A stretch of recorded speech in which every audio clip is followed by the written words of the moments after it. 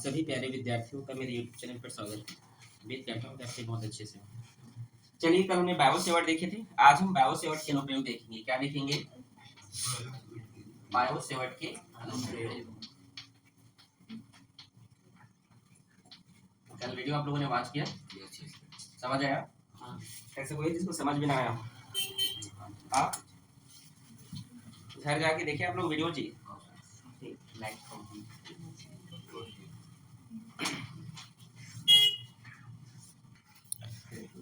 तो इसके bio Savart के जो अनुप्रयोग है, इसमें हम पहला देखेंगे। पहला है हमारा यहाँ पर सरल रेखीय चालक के कारण चुंबकीय क्षेत्र।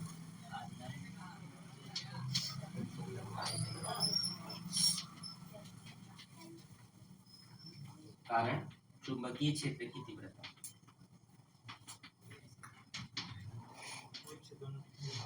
देखिए, इसको आप सीधे धारावाही भी बोल सकते हैं, जैसा आपको जो नाम ठीक लगे। ठीक है, तो चलिए इसके लिए हम यहाँ पर एक डेरिवेशन तैयार करते हैं। बड़े ध्यान से देखेंगे आप लोग, ठीक है?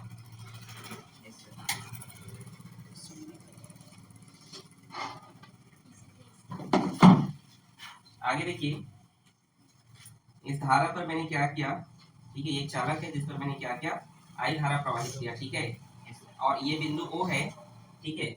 यहाँ से मैंने एक सीधी लाइन लिया, ठीक है, जिसे मैंने P नाम दिया। क्या नाम दीजिए? P, ठीक है? इसके कुछ दूरी पर मैंने क्या लिया, दो अल्फांस लिए, A और B। क्या लिया? A, B। तो जिसकी बीच की दूरी मैंने क्या माना है? DL। अब मैं क्या कर रहा हूँ, इन दोनों जो मैं वैल्यू निकाला हूँ इसको क्या कर दे रहा हूँ, ये जो दोनों पॉइंट को हम क्या कर रहे हैं, जोड़ दे रहे हैं, ठीक है?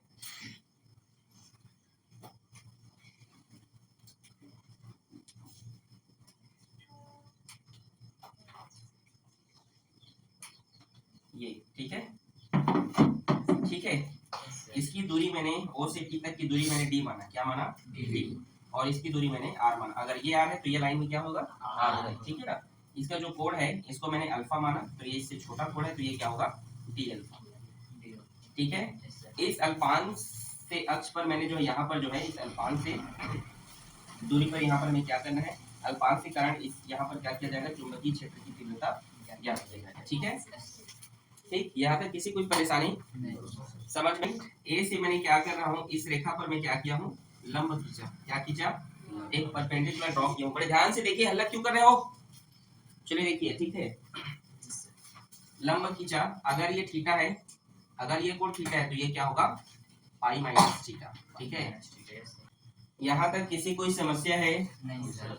किसी को भी अगर कहीं पर देखो, ये जो पूरा डेरिवेशन कैलकुलेशन है, ये पूरे का पूरा किस पर बेस्ड है, ये बताइए? इस फिगर पर ही बेस्ड है, ठीक है? तो चलिए स्टार्ट करते हैं। पहला हम देखते हैं बायो सेवर्ट के नियम, ठीक है? इसको बायो सेवर्ट का नियम पता है, पहले हाथ करें।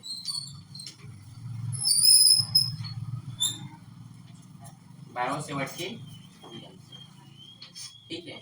इसको पता है, हाथ करेगा, ठीक? चलिए बोलिए Ajit, Jatin. dV equals to mu naught upon 4 pi into IDL बोलो। theta upon R square। ये क्या है? बायो सेवर्ट का नियम। इसको मैंने समीकरण क्या दे दिया, 1 दे दिया, ठीक है? यहाँ पर एक समकोण त्रिभुज आपको दिखाई दे रहा होगा, ABC, दिख रहा है कि नहीं? yes, sir। यहाँ पर ये भी एक समकोण त्रिभुज है ABC, यहाँ पर ACP भी एक समकोण त्रिभुज है, और यहाँ पर AOP भी क्या है, समकोण त्रिभुज है, ठीक है? तो चलिए स्टार्ट करते हैं। समकोण त्रिभुज ABC में, ठीक है? तो देखिए यहाँ पर हम क्या कर रहे हैं, ABC पर हम यहाँ पर साइन पाई माइनस थीटा यहाँ पर वैल्यू फाइंड कर रहे हैं। तो साइन थीटा बराबर क्या होता है, आप बताइए? ठीक, तो अगर ये थीटा है तो थीटा का सामने वाला क्या होता है, लंब होता है, मतलब AC, और लंब बटे कर्ण, तो कर्ण क्या होगा, AB क्या होगा, कर्ण होगा, ठीक है? और साइन 180 माइनस थीटा क्या होता है, पाई मतलब 180 होता है, पता है ना? ठीक है, 11वीं में पढ़े होंगे। तो साइन 180 माइनस थीटा होता है थीटा, क्या होता है, थीटा। तो AC का AC और AB का मान आप यहाँ पर देख सकते हैं, AB का मान क्या है, D है। क्या है? dl। तो AC अगर मुझे मान चाहिए तो भूमिका ये dl इधर से इधर चला जाएगा तो क्या होगा, dl sin थीटा होगा। इक्वेशन नंबर 2 देखो, ये dl भाग में इधर जाएगा तो गुणा में, तो dl sin थीटा हुआ क्यों, हुआ ना। अब देखिए यहाँ पर एक और, यहाँ तक बताइए किसको इसको समझ में नहीं आया, एक बार और बताना है तो मैं एक बार और बताऊंगा, बड़े ध्यान से आप लोग एक बार देखो। चलो देखो, हाँ बोलो, यहाँ से साइन थीटा बराबर क्या होता है ये बोलो। यहाँ पर जो जो वैल्यू है ना ये थीटा, तो ये पाई माइनस थीटा होगा, ठीक है। तो साइन थीटा का मान जो है वहां पर निकाले हैं, ठीक है। यहाँ पर एक और समकोण त्रिभुज है ACP, ACP। अब हम यहाँ पर देखते हैं समकोण त्रिभुज ACP से, तो समकोण त्रिभुज ACP से, ठीक है, यहाँ पर कोण है हमारा डी अल्फा है ना, तो साइन डी अल्फा, और साइन के बराबर अभी आपने क्या कहा, लंब बटे कर्ण। तो ये अगर थीटा, थीटा का सामने वाला लंब AC क्या होगा, और कर्ण क्या होगा, देखिए ये क्या है, R है ना, ये है ना जी। तो कर्ण क्या होगा यहाँ पर R, ठीक है, लंब बटे कर्ण, ठीक है जी।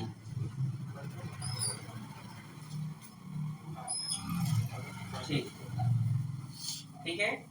तो यहाँ पर देखिए अगर साइन डी अल्फा क्या होता है, डी अल्फा मतलब छोटा कोण, डी अल्फा मतलब छोटा कोण, तो साइन जो है नेग्लिजिबल हो जाएगा, तो ये क्या होगा, D alpha equals to AC बटे R। मुझे AC का मान चाहिए, तो AC बराबर मैं क्या लिख सकता हूँ, R into D alpha, equation number 3, ठीक है। समीकरण 3 हमें मिल गया। अब देखिए समीकरण 2 और 3 से, ठीक है, समीकरण 2 और 3 से, ठीक है जी। समीकरण 2 तथा 3 से, ये समीकरण 2 देखिए, AC AC इसमें भी है, मतलब इसमें हम क्या लिख सकते हैं, DL साइन थीटा बराबर है किसके, RDL, ठीक। यहाँ तक कोई दिक्कत, समीकरण 4 कोई दिक्कत किसी को, समझ आया। एक समकोण त्रिभुज और है,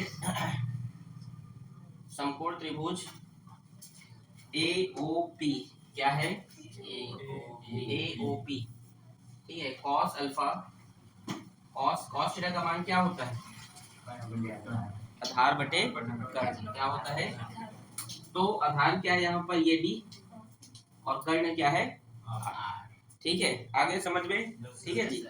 तो क्या होगा, आधार क्या है D, और कर्ण क्या है R।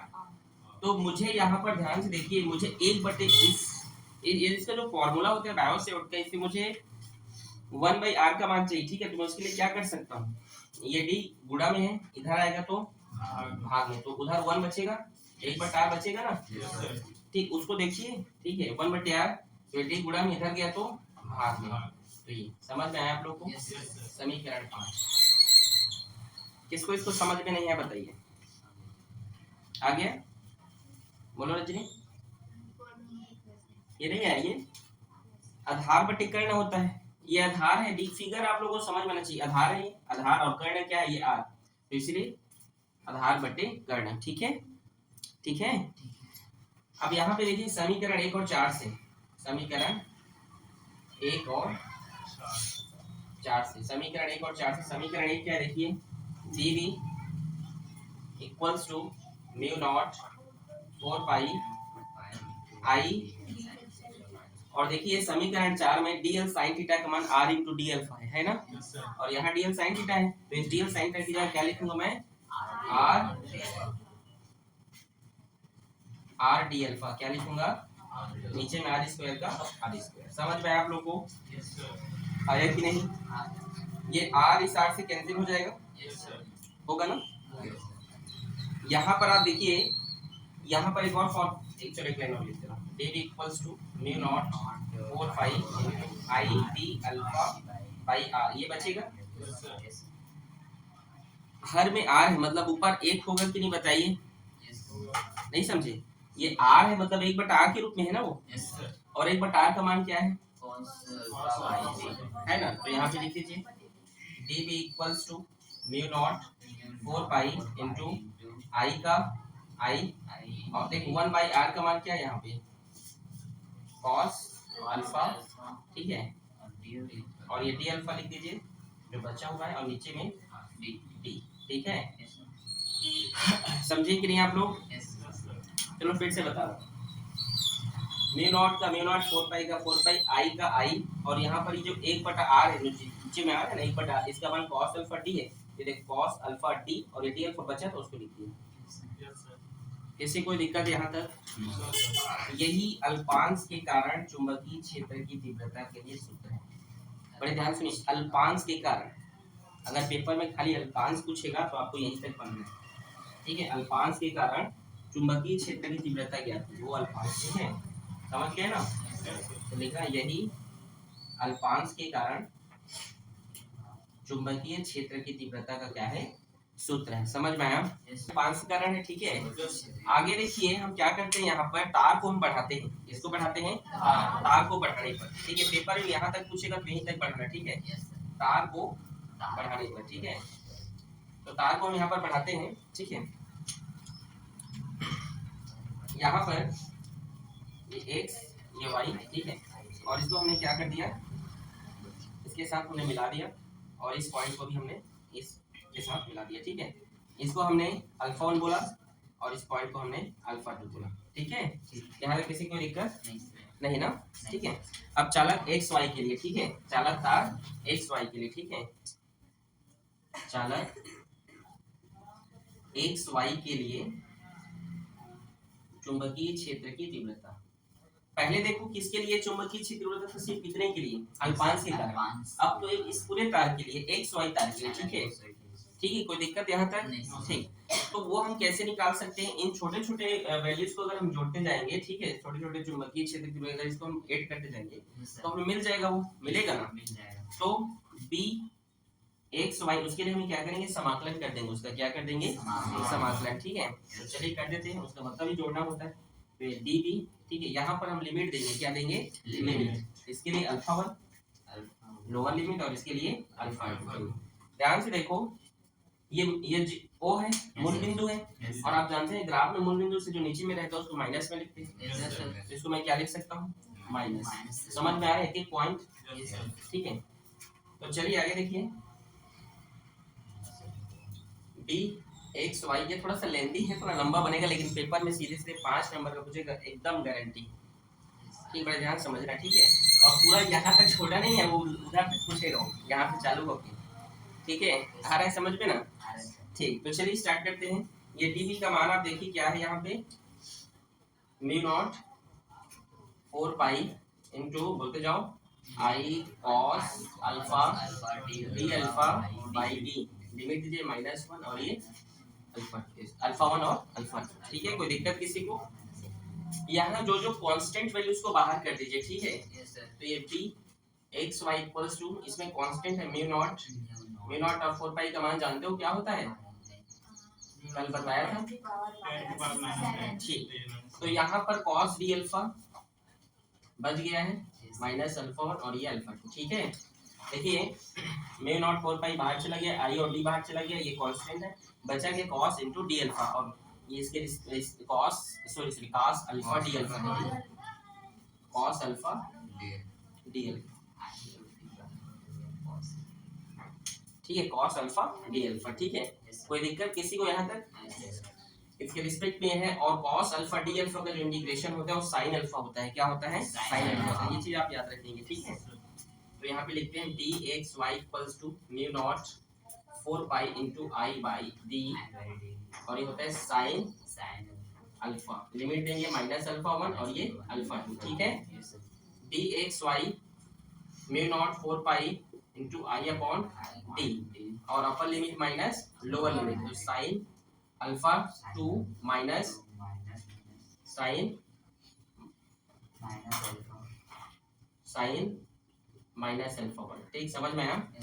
हम क्या करते हैं, upper limit minus lower limit देते हैं, तो sin अल्फा 2 माइनस फॉर्मूला से, और sin अल्फा 1, और इसे माइनस, इसलिए यहाँ पे माइनस, ठीक है। D X Y equals to mu not 4 pi into I upon D, और ये माइनस माइनस क्या होगा, sin alpha 2 minus minus plus, ये sin अल्फा 1, ठीक है। यही क्या है, एक्स वाई चालक तार के लिए क्या है जी, सूत्र है। डेरिवेशन अगर आपसे पूछेगा न्यूमेरिकल्स क्वेश्चंस आईआईटी नीट में तो इसी क्वेश्चन से आपको पूछेगा। किसी कोई दिक्कत यहाँ तक? अब आपसे अगर पूछ दे कि तार अनंत लंबाई का हो, अब ये खत्म नहीं हुआ है, ठीक है, अगर ये क्या हो, अनंत लंबाई का हो, क्या हो जी, ये अनंत लंबाई का तार हो, तो उसके लिए क्या करेंगे, ठीक है, अगर ये अनंत लंबाई के तार के लिए हो तो क्या हो, तो देखिए अल्फा 1 और अल्फा 2 का मान क्या होना चाहिए, 90 अंश से ज्यादा नहीं होगा, अनंत लंबाई के लिए होगा तो भी। क्यों? अगर भैया अगर 90 अंश से ज्यादा हो तो स्ट्रेट लाइन हो जाएगा वो तो, ठीक है, क्या हो जाएगा, स्ट्रेट लाइन हो जाएगा, क्या हो जाएगा, स्ट्रेट लाइन हो जाएगा, ठीक है। तो चलिए देखिए यहाँ पर लिख लीजिएगा अनंत लंबाई चालक के लिए, लिख दे रहा हूँ, ठीक है, अनंत लंबाई चालक के लिए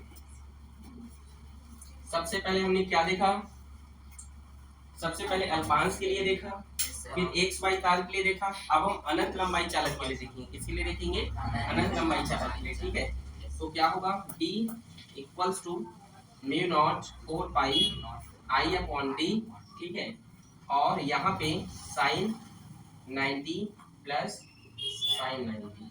क्यों भाई, क्योंकि जो है अल्फा 1 बराबर अल्फा 2 इक्वल्स टू 90। क्यों होगा, क्योंकि अभी मैं बोला क्योंकि 90 से मैक्सिमम कितना एंगल होगा, तो भाई वो होगा 90 अंश, उससे ज्यादा होगा तो स्ट्रेट लाइन हो जाएगा, सीधी रेखा चालक पर आ जाएगा वो, ठीक है। तो अधिकतम क्या होगा, वो 90 होगा, ठीक है।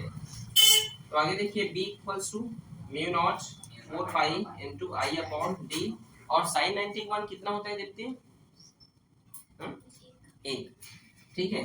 तो 1 प्लस 1 इक्वल्स टू 2 होगा, तो म्यू नॉट 4 पाई इंटू 2 आई अपॉन डी, ये है अनंत लंबाई चालक के लिए। अनंत लंबाई सीधे धारावाही चालक के लिए चुंबकीय क्षेत्र की तीव्रता, पेपर में पूछेगा अनंत लंबाई सीधी चालक के लिए चुंबकीय क्षेत्र की तीव्रता की गणना कीजिए, तो आपको यहाँ से बनाना होगा पूरा यहाँ तक, 5 मार्क्स मिलेगा, 1 मार्क्स इसमें, ठीक है, 2 मार्क्स इसमें, 2 मार्क्स इसमें और 1 मार्क्स इसमें, ऐसे 5 नंबर का होगा, 1 2 ऐसे करके, और जो कैलकुलेट देंगे हाफ हाफ करके भी दे सकते हैं, ठीक है। तो ये बहुत इजी कैलकुलेशन है, ठीक है, अगर आप ध्यान से देखोगे तो इजी है, कठिन नहीं है। फिजिक्स कठिन है, अगर आपको फिगर समझ में आ गया तो फिजिक्स कभी कठिन नहीं है। पहली चीज अगर आपको फिजिक्स समझना है तो फिगर समझना पड़ेगा, क्या क्या कठिन है, कुछ नहीं, प्रैक्टिस करोगे तो, ठीक है। एक बार और रिपीट करो शुरू से। सबसे पहले हमने क्या किया, एक सीधे चालक लिया, ठीक है, जहां पर हमने एक बिंदु P लिया जिसकी दूरी हमने क्या माना, D माना, जिसके अल्पांश में हमने A B 2 बिंदु लिया, ठीक है, जिसका जो क्या है DL है, ठीक है, इसको हमने एक P पॉइंट से जोड़ दिया, और इस अल्पांश के कारण चुंबकीय क्षेत्र तीव्रता क्या बना यहाँ पे, dB बना, ठीक है। और बस ये अल्फा, ये D अल्फा, यहाँ पर एक लंब की चौड़ाई, अगर ये थीटा है तो ये पाई माइनस थीटा होगा, ठीक है। तो यहाँ पर देखिए बायो सेवर्ट के नियम हमने यहाँ पे लगाया। अब त्रिभुज ABC में हम क्या निकाले, साइन पाई माइनस थीटा निकाले, तो अगर ये पाई माइनस थीटा है, कोण का नाम लिखा हुआ है यहाँ पे, पाई माइनस थीटा, ठीक है, यहाँ पे जगह नहीं, कैसे लिखूंगा, ठीक है। अगर ये थीटा है तो सामने का कोण क्या होता है, लंब होता है, सामने की जो लाइन होती है, जो भुजा होती है, लंब होता है, थीटा माइनस थीटा के सामने जो भी होता है लंब होता है, ठीक है। और साइन मतलब लंब बटे कर्ण, तो लंब AC और कर्ण क्या है आपका AB है, AB का मान DL रख दिया, AC का मान चाहिए, DL को ट्रांसपोज कर दिया, DL sin थीटा हो गया, ACP में हमने देखा कि यहाँ पर क्या है, थीटा का मान D अल्फा है, तो sin D alpha equals to क्या होता है, लंब बटे कर्ण, लंब क्या है, अगर ये थीटा, थीटा का सामने वाला लंब मतलब AC लंब है, और कर्ण हो गया वो, ठीक है, तो सीधे लिखते हैं कर्ण को R करके, ठीक है। तो R हमें AC का मान चाहिए, अच्छा sin D अल्फा छोटा कोण होता है इसलिए हमने D अल्फा लिखते हैं, ठीक है, sin को नेग्लिजिबल करते हैं, तो AC और ये R इधर आ गया तो R D अल्फा, ठीक है, समीकरण 3। आगे यहाँ पे देखिए समीकरण 2 और 3 से हम AC है दोनों में, तो DL sin थीटा बराबर R D अल्फा, मतलब ये जो DL sin थीटा है R D अल्फा के बराबर है, ठीक है। अल्फा और R को थोड़ा समझना आप लोग, दोनों सिमिलर लग जा रहे होंगे, मेरा लिखने का तरीका वैसे है, आप लोग समझिएगा, ठीक है। फिर समकोण त्रिभुज AOP, ये देखिए AOP, ठीक है। साइंटिस्ट ऊपर देखिए बेटा, मैं समझता हूँ आप साइंटिस्ट है, लेकिन ये गणित नहीं समझता, डेरिवेशन क्या आप साइंटिस्ट है, इसे देखो यार, ठीक है, नीचे देख रहे हो यार, रिपीट कर रहा हूँ तो बनाने के लिए बोल दूंगा ना, अभी मिटा के तो नहीं बना पाओगे, इसलिए समझो एक बार, दिमाग में उसको सेटअप करो, रटना नहीं है इसको। आपके अभी क्वार्टरली हाफ ईयरली एग्जाम में देगा, ये बोर्ड एग्जाम के लिए इंपॉर्टेंट क्वेश्चन है ये। तो ट्राइंगल एओपी के हम लोग देखते हैं यहाँ पर cos अल्फा निकालते हैं तो cos थीटा बराबर क्या होता है साइंटिस्ट बोलो, देख लो फिर से गलत गलत बोल रहे हो। कर्ण बटे आधार कैसे होता है बेटा, क्लास 12th में हो, गणित देने वाले हो और आप गणित दूंगा बोल रहे हो। और क्यों, cos मतलब कर्ण बटे आधार होता है, आधार बटे कर्ण होता है, क्या होता है। तो अगर ये अल्फा है तो इसका आधार क्या होगा, इसके नीचे वाला, और कर्ण ऊपर, तो आधार बटे कर्ण डी अपॉन आर। मुझे 1/r चाहिए फॉर्मूले से, तो मैं क्या करूंगा, डी को इधर ट्रांसपोज कर दूंगा तो cos अल्फा हो जाएगा, cos अल्फा बटे डी, और ये नीचे r है तो 1/r, ठीक है। समीकरण 5, समीकरण 1 और 4 से, तो D V mu not 4 pi I D L sine theta, तो देखो डी एल साइन थीटा का मान आर डी अल्फा है, तो आर डी अल्फा, और नीचे में आर स्क्वायर है तो आर स्क्वायर, आर से आर कैंसिल हो गया, यहाँ पर एक आर बचा है उसको मैंने लिख दिया। अब यहाँ पे देखिए म्यू नॉट 4 पाई आई, और यहाँ पर आर 1/r का मान क्या है cos अल्फा टी, तो लिखिए cos अल्फा टी, और डी अल्फा बचा था तो उसको लिख दिया, ठीक है। यही अल्पांश के कारण चुंबकीय क्षेत्र की तीव्रता है। तार को बढ़ाने पर, अगर हम तार को बढ़ाते हैं, ठीक है, तो एक्स वाई बढ़ा दिए, वहां पर तार को ले लिए, पूरा कैप्चर कर लिए, तो उसके लिए हम क्या करेंगे, सभी को हम जोड़ देंगे, ठीक है, इंटीग्रेशन कर देंगे। तो इसका जो लिमिट है अल्फा 1, सॉरी लिमिट बोलता हूँ, इसका जो एंगल है अल्फा 1, इसका क्या है अल्फा 2, ठीक है। तो अल्फा 1 अल्फा 2 करने पर क्या होगा, डी डी का मान यहाँ पे हम रख देते हैं, यहाँ माइनस क्यों लगे, क्योंकि वो मूल बिंदु से नीचे है, तो ये मान रख दिए, mu naught 4 pi I D constant बाहर हो गया, cos अल्फा डी अल्फा बच गया, उसको मैंने यहाँ से लिखा, ठीक है। आगे देखिए, ये cos अल्फा डी अल्फा का इंटीग्रेशन sin अल्फा होता है, लिमिट को यहाँ पर पुट अप कर दे रहा हूँ, अपर लिमिट माइनस लोअर लिमिट लिख दिया यहाँ पे, ठीक है, ठीक है जी। और माइनस माइनस प्लस होता है, इसीलिए जो प्लस लिख दिया, और यही क्या अनंत लंबाई चालक के लिए क्या है सूत्र है, अनंत लंबाई चालक के लिए क्या है सूत्र है। फिर mu naught 4 pi into I upon D, अब हमें क्या अनंत लंबाई चालक के लिए अल्फा 1, ये जो अनंत लंबाई चालक के लिए जो अल्फा 1 होगा और ये जो अल्फा 2 होगा, ये 90 से ज्यादा नहीं होगा, अगर ज्यादा हो गया ऐसे तो ये तो फिर स्ट्रेट लाइन आ जाएगा, ये ऐसे ज्यादा हो गया तो नहीं होगा, सीधी लाइन हो जाएगा वो तो 1 1 2 आई अपॉन डी हो गया, मान रख दिया 1 1 ऐसे करके, इजी है, नोट करें इसको। गाउस-लॉ के अनुप्रयोग में दूसरा है वृत्तीय कुंडली लूप के कारण, ठीक है, विद्युत क्षेत्र की हम तीव्रता ज्ञात करेंगे, ठीक है। क्या है दूसरा, क्या है वृत्तीय कुंडली या लूप के कारण, किसके कारण, लूप के कारण चुंबकीय क्षेत्र की तीव्रता निकालेंगे, क्या निकालेंगे, इसके पहले हमने क्या पढ़ा, क्या धारावाही सरल रेखीय अनंत लंबाई के तार पर हमने पढ़ा। अभी हम देखेंगे वृत्तीय कुंडली पर, ठीक है। तो वृत्तीय कुंडली पर तो इसको 3 डायमेंशन के रूप में बनाएंगे, बड़े ध्यान से समझेंगे आप लोग,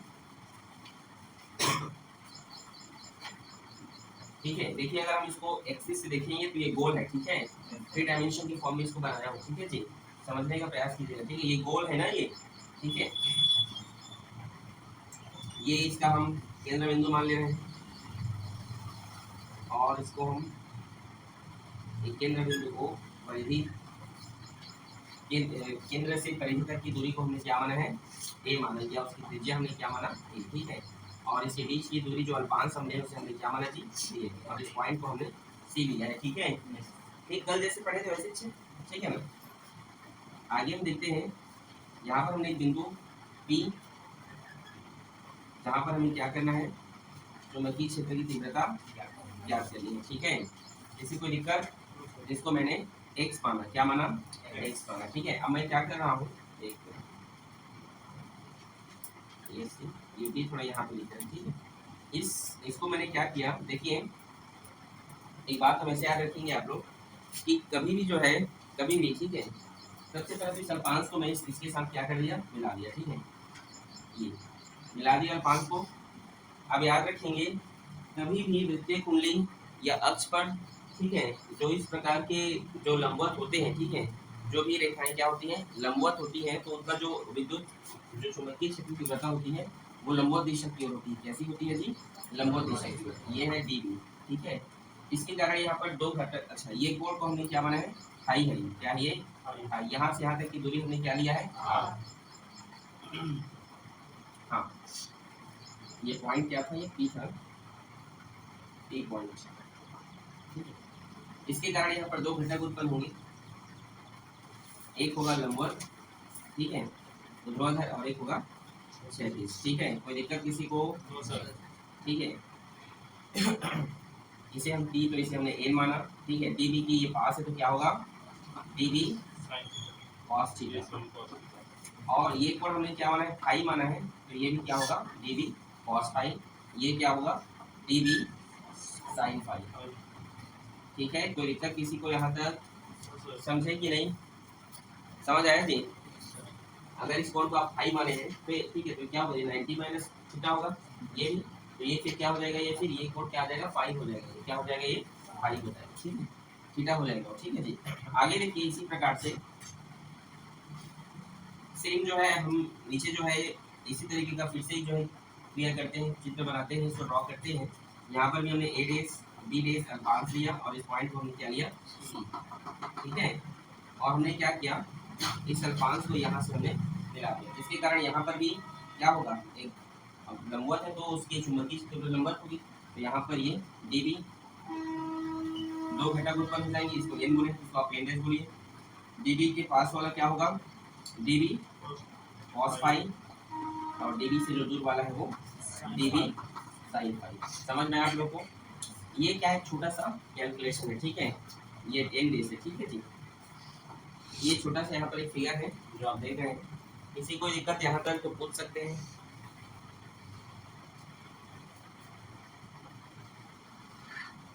ठीक है, ये भी डी एल होगा। यहाँ पर ए डेस बी डेस के बीच का जो डिस्टेंस होगा वो क्या होगा? डी एल होगा। ठीक है, किसी कोई समस्या यहाँ तक? नहीं ना? ठीक है, ये वाला वैल्यू 90 माइनस फाइव होगा, तो ये क्या हो जाएगा? फाई हो जाएगा। क्या हो जाएगा जी? फाई। तो ये भी क्या होगा? फाई होगा। ठीक है, ठीक है, कुछ पूछना है पूछ लीजिए। चलिए, नहीं जो इस प्रकार से लंबवत होते हैं ना परिधि पर, उसके चुंबकीय क्षेत्र तीव्रता क्या होती है? लंबवत दिशा की ओर होती है, याद रखिएगा। ठीक है, ठीक है, पहले नहीं था उसकी, पहले आप चित्र में आपने देखा था। ठीक है, आप यहाँ पर एक चीज नोटिस कर रहे हैं कि एन बी कॉस फाई और डी बी कॉस फाई और डी बी कॉस फाई आमने सामने है कि नहीं? जो चीज आमने सामने होता है वो कैंसल हो जाता है, और जो साथ साथ होता है वो जुड़ जाता है।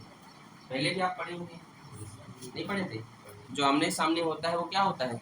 कट जाता है। जो साथ साथ होता है वो समानांतर होता है, वहाँ जुड़ जाता है। तो यहाँ पर डीबी के सबसे पहले हम घटक लिख लेते हैं। डीबी के घटक, डीबी के घटक। तो डीबी के घटक क्या क्या है? देखिए, डीबी के घटक इसको हम पहले देखते हैं। ठीक है, डीबी कॉस फाई और डीबी साइन फाई है ना। डीबी कॉस फाई और किस दिशा में? पी एन दिशा में, ये आपको लिखना है। ठीक है जी, कैसे है? पी एन दिशा में। समझ आ रहा है तमन्ना? DB sign phi. ठीक है, ये किधर है? ओपी दिशा में, ओपी दिशा। ठीक है, ठीक है, यहाँ पे किसी को दिक्कत? अब यहाँ पर इसी प्रकार आप और देखिए, नीचे में भी बन रहा है, बना है कि नहीं? इसी प्रकार आप देख सकते हैं, क्या है ये? डीबी कॉस फाई, और इसकी दिशा क्या है? P N dash, P N dash दिशा में है। और दूसरा आप यहाँ पे देख सकते हैं, क्या है? डीबी साइन फाई, वो किधर है?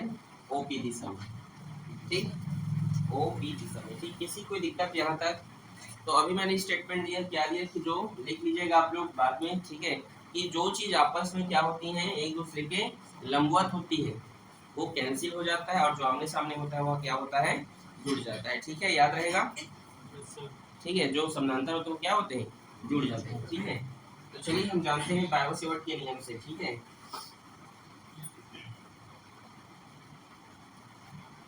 चलिए स्टार्ट करते हैं बायो-सेवर्ट के नियम से। बायो-सेवर्ट का नियम क्या है? कोई जानता है बायो-सेवर्ट के नियम? किसको इसको पता है? हाथ खड़े करें। आपको नहीं पता दीप्ति? थोड़ा पढ़ाई कीजिए। चलो बोलो किरण। सीधा म्यू नॉट अपॉन 4 पाई, उसके पहले कुछ नहीं रहता है। क्या रहता है? dB equals to mu naught upon 4 4 pi IDL sin theta upon IDL sin theta upon r sin theta upon square. r square. यहाँ पर जो थीटा होगा वो क्या है? 90 डिग्री है। क्या है? 90 डिग्री है। क्या है जी? 90 डिग्री है, जिसके कारण साइन 90 का मान क्या हो जाएगा? 1 हो जाएगा। तो यहाँ पर आप लिख सकते हैं D B equals to mu not 4 pi IDL r square समीकरण 1। बोलो समझ में आया यहाँ तक आप लोग को? अब हमने कहा कि ये जो क्या है आमने सामने ये लोग कैंसिल हो जाएंगे। हम यहाँ पर निकालेंगे परिणामी तीव्रता। क्या निकालेंगे? परिणामी तीव्रता। तो जो लंबवत होंगे एक दूसरे को क्या हो जाएगा? कैंसिल हो जाएगा। तो ये लंबवत है डीबी कॉस फाई कैंसिल है, ठीक है, तो कैंसिल हो जाएगा, लेकिन बाकी तो जुड़ेंगे ना। तो परिणामी तीव्रता हम निकालेंगे बी, ठीक है। तो किसी भी जोड़ना है तो आप किसका साइन लगाएंगे? सिग्मा का, ठीक है, सिग्मा डी बी और क्या है cos, sorry D B sine phi, D B sine phi. यहाँ पर देखो D B cos phi cancel हो गया है ना, ठीक है। तो आगे देखिए बी इक्वल्स टू, यहाँ पर आप जो है डी बी का मान रख दीजिए। क्या है डी बी का मान? म्यू नॉट 4 पाई और आई डी एल आर स्क्वायर। कहाँ साइन थीटा रहेगा? और ये आइडियल आर स्क्वायर है, क्योंकि थीटा का मान 90 हो गया है। तो कहाँ बचा है? यहाँ पर साइन फाई बचा है। क्या बचा है? और ये क्या है? फाई है। क्या है ये? मतलब ये साइन फाई का, अगर देखो ये भी फाई है, मतलब यहाँ पर फाई है, हमें फाई का मान निकालना है, वो भी साइन से। तो साइन थीटा का मान क्या होता है आप बताइए लास्ट? साइन थीटा बराबर क्या होता है? आई एम नॉट से यू साइन 90 लंब बटे कर्ण। तो इसके जो सामने है वो क्या है? थीटा का जो भी हमेशा कोण होता है, कोण का सामने हमेशा क्या होता है? लंब होता है।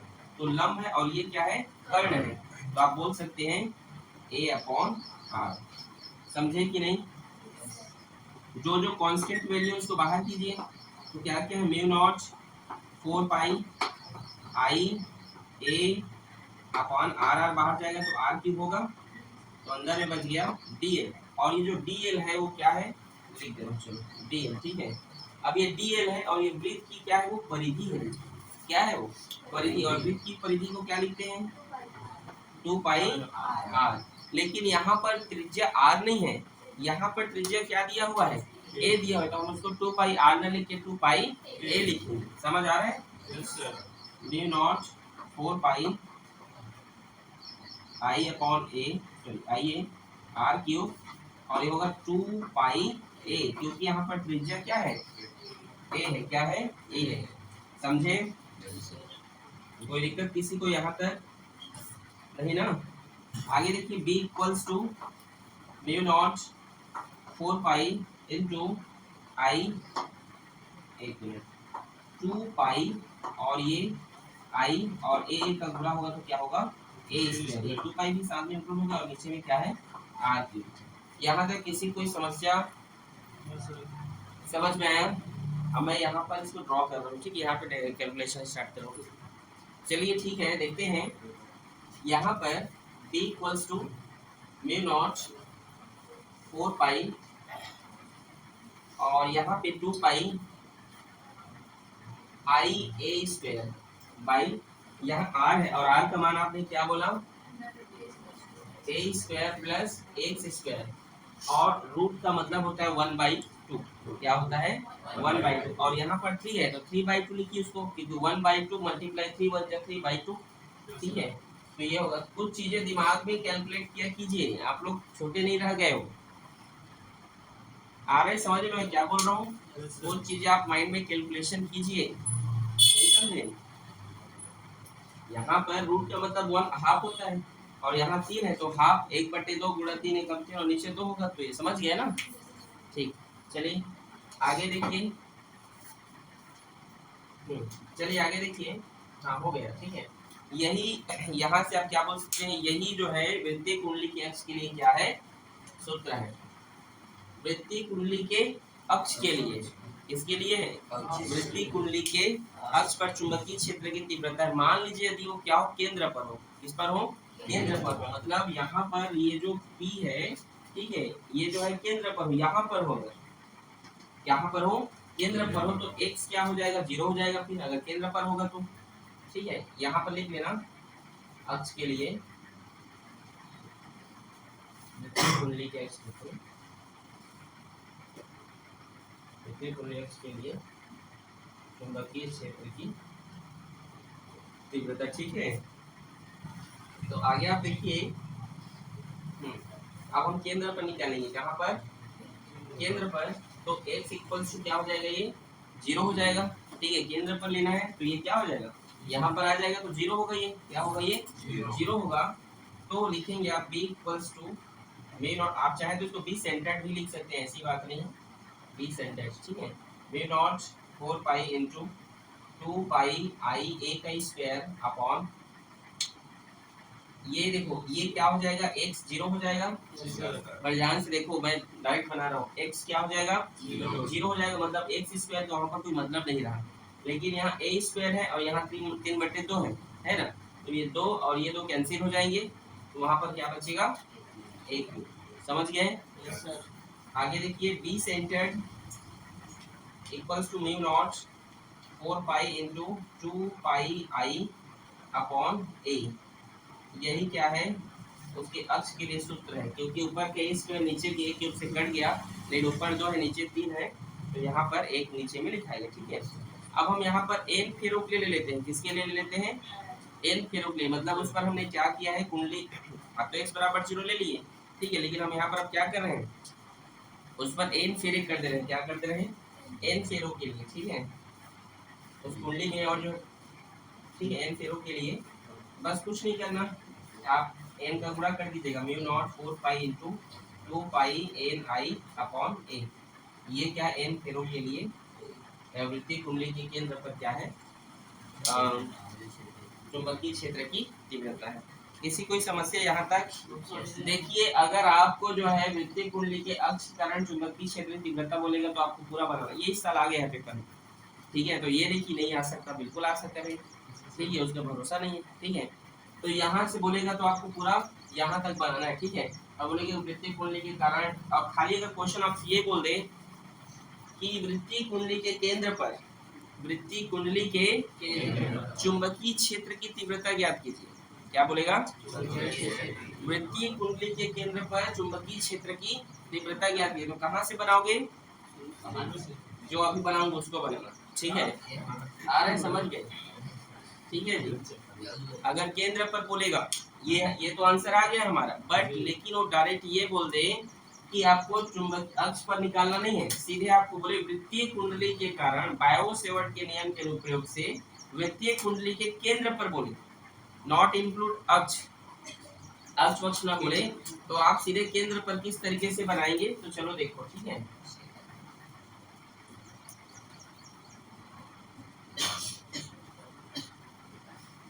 ये हम यहाँ पर x1, x2, x3, x4 ये सब क्या ले लेते हैं, इसकी हम यहाँ पर परिधियां हैं वो। ठीक है, उसके अल्पांश आप मान सकते हैं। ठीक है जी, आ रहे समझ में। हमने क्या किया है, इस पर आई हल्ला क्यों कर रहे हो पीछे, हाँ क्या बात है, बात नहीं करो।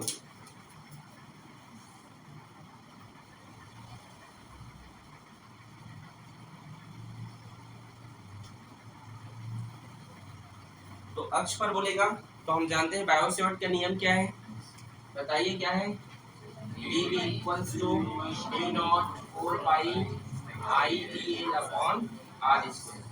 ठीक है, समीकरण 1 मान लीजिए। ठीक है, ये क्या है, आपका बायो-सेवर्ट का नियम है, बिकॉज साइड इफेक्टिव नहीं है, 90 डिग्री होता है वो तो।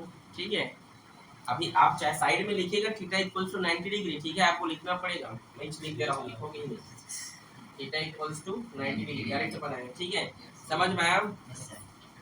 यहाँ पर अल्पांश लेते हैं हम, क्या लेते हैं, x1 x2। ठीक है, अल्पांश जो यहाँ पर है, अल्पांश x1 x2, तो अल्पांश x1 x2 के लिए अगर हम ले रहे हैं, ठीक है, तो हम यहाँ पे देखिए जो dl है अल्पांश के लिए, तो वहाँ जहाँ जहाँ dl है वहाँ क्या इंक्लूड कर देंगे, x1 x2 dv mu naught 4 pi i x1 x2 by, अब त्रिज्या क्या है, a है, तो a स्क्वायर। बोलो समझ में आया कि नहीं, आ गया। देखो ये बायोसॉर्ट के नियम से हो गया, यहाँ लिखना आप लोग बायोसॉर्ट के नियम से, ठीक है। और अल्पांश x1 x2 के लिए हम लिए हैं तो dB mu naught 4 pi i का i अल्पांश मतलब dl होता है, तो ये अल्पांश नहीं है, x1 x2 छोटा छोटा वो अल्पांश है वो, ठीक है। तो x1 x2 लिख दिए और इसकी त्रिज्या a स्क्वायर है, ये r स्क्वायर तो उसके लिए था, लेकिन यहाँ पर a दिया है तो a लिखोगे, ठीक है। समझ गए, समझना। आगे देखिए, यहाँ पर x3 x4 के लिए हम निकालेंगे अल्पांश x3 क्या हो रहा है, ठीक है। अल्पांश x3 x4 के लिए हम लेते हैं यहाँ पे dB equals to mu not 4 pi i x3 x4 और ये होगा a स्क्वायर। इस प्रकार से ये आगे बढ़ते जाएगा, x5 x6 x7 x8 बढ़ते जाएगा आगे, आगे क्या हो जाएगा, वो बढ़ते जाएगा इस तरीके से। लेकिन यहाँ पे हमें अब निकालना है सीधे परिणामी तीव्रता, क्या निकालना है, इसको मैं dB1 मान लेता हूँ, इसको dB2 मान लेता हूँ, ठीक है, dB1 dB2, ठीक है जी। तो क्या होगा, परिणामी तीव्रता निकालूंगा, क्या निकालूंगा, यही प्रकार से आगे बढ़ते जाएगा, ठीक है जी। तो परिणामी तीव्रता वो होगा आपका B equals to dB1 plus dB2, ऐसे करते करते आगे बढ़ेगा वो, ठीक है, ऐसे करते करते आगे बढ़ेगा। समझ में आ रहा है जी, क्योंकि सभी हमने x जैसे x3 x4 ले तो x5 x6 लोगे, x7 तो x8 लेना है आपको, ठीक है। आ रहे हैं समझ में जी सर, आ रहे हैं कि नहीं। तो चलिए इसमें जो जो वैल्यू कॉमन होता है, जैसे d1 d इसमें जो जो कॉमन उसको लिख लीजिए, म्यू नॉट और 4 पाई और क्या कॉमन है i और a स्क्वायर, ये सब कॉमन है, कॉमन है कि नहीं। क्या क्या बच गया, x1 x2 plus x3 x4, ऐसे करते करते क्या है आगे जाएगा। समझ गए आप लोग यहाँ तक, जो जो कॉमन उसको मैंने लिख लिया और जो जो बच गया x1 x2 x3 x4 उसको आगे इस तरीके से मैंने लिख दिया। किसी कोई दिक्कत यहाँ तक। आप देखिए जो x1 x2 या x3 x4 है, ये क्या है, इस वृत्त की परिधि है, इस वृत्त की क्या है, तो b equals to mu not 4 pi i a cube और ये होगा 2 पाई a, ठीक है, वृत्त की परिधि है वो, ठीक है। आगे देखिए, तो ये स्क्वायर है, ये स्क्वायर है ना, ठीक है। अब ये एक इससे एक से कट जाएगा, कैंसिल होगा, तो क्या बचा, b equals to mu not 4 pi और लिखेंगे into 2 pi i upon a। देखो ऐसे आया कि नहीं, इसके जैसे हुआ कि नहीं। आप n फेरों के लिए तो n का गुणा कर दूंगा, n फेरों के लिए तो क्या होगा, b equals to mu not 4 pi 2 pi n i upon a। यही क्या है, वृत्तीय कुंडली के केंद्र पर जो है चुंबकीय क्षेत्र की तीव्रता के लिए क्या है, सूत्र है। किसी कोई समस्या, इजी है। अगर आप प्रैक्टिस करेंगे तो ये इजी है। क्या बोले जी आप, मतलब उसमें और एन तार लपेटे हुए हैं उसमें कुंडली में, जैसे लपटे हैं ना एन फेरा, फिर एन कुंडली में ऐसे लपेटा जाता है, ठीक है, एन फेरों की संख्या, ठीक है, समझ गए, समझ जाना चाहिए। एन फेरे बोलो उसमें तार लपेट रहे हैं कुछ भी चीजें, ठीक है, तो उसके लिए वो है, ठीक है जी। अभी तो एन फेरे बहुत यूज होने वाले हैं, इसके पहले भी आपने पढ़ा था एन फेरे वाला, ठीक है, धारा वाले में, ठीक है। चलिए यहाँ तक किसी कोई समस्या तो नहीं, समझ में आया। एक बार और बताना है, ये चित्र से समझाओ कि समझ गए। ये चित्र है, ठीक है, ये वृत्तीय कुंडली है, ठीक है। यहाँ पर केंद्र से आप परिपथ जो है ए त्रिज्या है, जहाँ पर ए भी उसका अल्पांश है, डीएल दूरी है उसकी। यहाँ पर पी बिंदु पर हमें चुंबकीय क्षेत्र की तीव्रता ज्ञात करनी है, हमने उस अल्पांश को उस बिंदु से मिला दिया हमने, और यहाँ पर ओ से हमने पी तक की दूरी को क्या माना है, एक्स माना है, इसकी दूरी को हमने आर माना है, ठीक है। जो लंबवत होते हैं वो क्या होते हैं, उनकी चुंबकीय क्षेत्र की जो दिशा होती है वो इस प्रकार से लंबवत होती है, जो परिधि पर लंबवत होते हैं, ठीक है। तो ये dB, तो यहाँ पर दो घटक होते हैं, उनमें dB cos phi dB sin phi, तो ऐसे नीचे में भी आपको बना देना है, घटक है उसको लिख देना है dB cos phi और ये dB sin phi, इसके घटक है dB cos phi dB sin phi, हमने यहाँ पे लिख दिया, बायोसॉर्ट का नियम यूज कर दिया, क्योंकि यहाँ पर वो 90 डिग्री है, इसीलिए जो क्योंकि लंबवत होने के कारण 90 डिग्री है, तो यहाँ पर sin 90 हो जाएगा और sin 90 के बाद क्या होता है 1 होता है। फिर ये परिणामी तीव्रता निकालेंगे, तो सभी को जोड़ना है, dB sin phi को जोड़ दिए हम, उसको dB का मान रखते हैं, sin phi phi का मान यहाँ पे देखिए लंब बटे कर्ण होता है, तो अगर ये थीटा है तो थीटा का सामने वाला लंब और ये क्या होगा कर्ण, तो a अपॉन r, ठीक है। आगे देखिए जो कांस्टेंट है बाहर कर दीजिए, mu naught 4 pi I A R Q, और डीएल को क्या कर दिया यहाँ पर हमने ये सिग्मा के अंदर में रख दिए। और यहाँ पर जो डीएल है वो क्या उस परिधि के लिए क्या है, उस परिधि का अल्पांश है, उसका वृत्त की परिधि, और वृत्त की परिधि का सूत्र क्या होता है 2 पाई आर होता है। वहाँ पर त्रिज्या ए है तो यहाँ पर ए, ठीक है। बस कुछ नहीं, mu naught 4 pi 2 pi I A square, और ये आर क्यूब, आर का मान वहाँ से हमने निकाल लिया पाइथागोरस के थ्योरम से, तो इसको हमने यहाँ पे लिख दिया। वृत्तीय कुंडली के अक्ष के लिए चुंबकीय क्षेत्र की तीव्रता निकाल ली है, ठीक है। तो अक्ष पर क्या, सॉरी वृत्तीय कुंडली के अक्ष के लिए निकाल लिए। अब उसे केंद्र पर निकालेंगे तो केंद्र पर क्या हो जाएगा, x 0 हो जाएगा। तो केंद्र पर तो 0 हो तो जहाँ पर x है वहाँ पर आप 0 डाल दीजिए, तो क्या बचा a स्क्वायर और 3/2, तो 2 और 2 कैंसिल हो गए, a क्यूब का a क्यूब, ठीक है। म्यू नॉट 4 पाई 2 पाई आई, और ये a n फेरो के लिए, तो जहाँ जहाँ इसको n पे गुणा कर दीजिए आप, ये आपका पूरा कैलकुलेशन। लेकिन अगर आपसे पेपर में पूछे कि आप वृत्तीय कुंडली की सहायता से वृत्तीय कुंडलीकरण केंद्र पर जो है, नॉट इंक्लूड अक्ष ना बोले तो इतना लंबा, देखो यहाँ से बनाएंगे तो भी चलेगा लेकिन बहुत लंबा बनाना पड़ेगा, और सीधा केंद्र पर बोलेगा तो यहाँ से चालू करके यहाँ खत्म। केंद्र बोलेगा तो पूरा यहाँ तक, आप यहाँ से यहाँ तक ही बना सकते हैं, इतना लंबा क्यों जाओगे, उससे अच्छा केंद्र पर सीधा यहीं पे कर देना, ठीक है। अक्ष पर बोलेगा तो पूरा वहां से लेकर यहाँ तक बनाना है आपको, यहाँ तक, ठीक है। और केस देना है, स्पेशल केस देना है आपको, स्थिति देना है, ठीक है। आ रहा है समझ में, बस यही है आज के लिए, बस इतना ही। मिलते हैं कल एक नए टॉपिक के साथ।